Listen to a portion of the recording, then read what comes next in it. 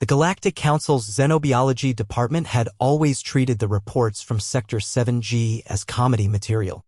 Dr. Zephyrian would read them aloud during lunch breaks, his crystalline voice cracking with amusement as he recited tales of impossible creatures and planetary conditions that defied all known parameters for life-sustaining worlds. "Listen to this one," he'd announce, his 6 eyes gleaming with mirth. "A planet where the atmospheric pressure changes so drastically that liquid water can exist alongside frozen ice and gaseous vapor simultaneously. And get this, the dominant species supposedly thrives in all 3 states." The assembled xenobiologists would erupt in chittering laughter, their various appendages waving in amusement. Even the stoic Vortak delegation would emit their characteristic rumbling chuckles. For decades, these Deathworld myths had been the subject of interdepartmental jokes. The report spoke of worlds where gravity fluctuated wildly, where electromagnetic storms could strip flesh from bone, where the very ground shifted and moved beneath inhabitants' feet.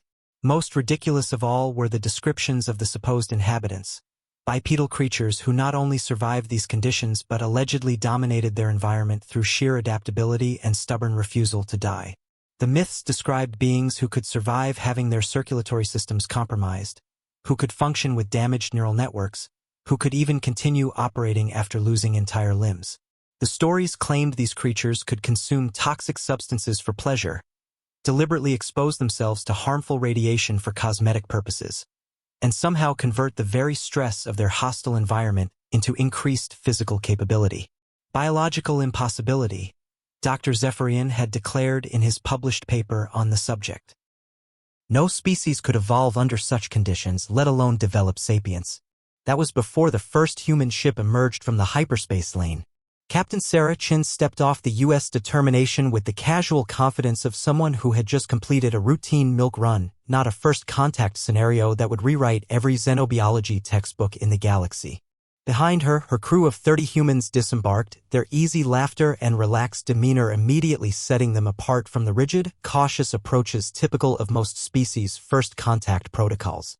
Dr. Zephyrian found himself face-to-face with Chief Medical Officer Dr. James Rodriguez, whose casual mention of Earth's conditions sent a chill through the xenobiologist's exoskeleton.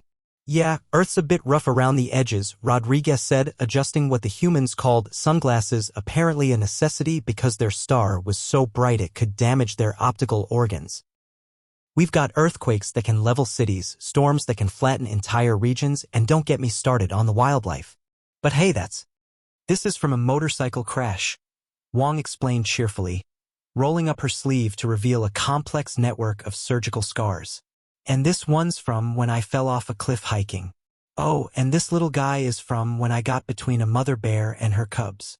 "You survived an encounter with a large predator?" Dr. Zephyrian's voice rose an octave. "Well, yeah. I mean, I had to get 17 stitches, but the bear left me alone after I played dead for a while." The revelation that humans could voluntarily enter a state mimicking death as a survival mechanism sent the Xenobiology department into panic. Every myth was being confirmed in real time. Captain Chen's casual mention of human recreational activities, deliberately jumping from aircraft, voluntarily entering enclosed spaces with predatory sea creatures, climbing vertical rock faces for entertainment, completed the paradigm shift. The Galactic Council's emergency session 3 days later was unprecedented. The myths weren't myths at all. They were conservative estimates. Humanity had emerged from a world so hostile that their very existence challenged everything the galaxy thought it knew about life itself. They didn't just survive the impossible, they turned it into entertainment. Dr. Zephyrian's final report contained a single recommendation: immediate reclassification of humans from mythological to strategically valuable allies. Under no circumstances should we make them angry. The laughter had stopped.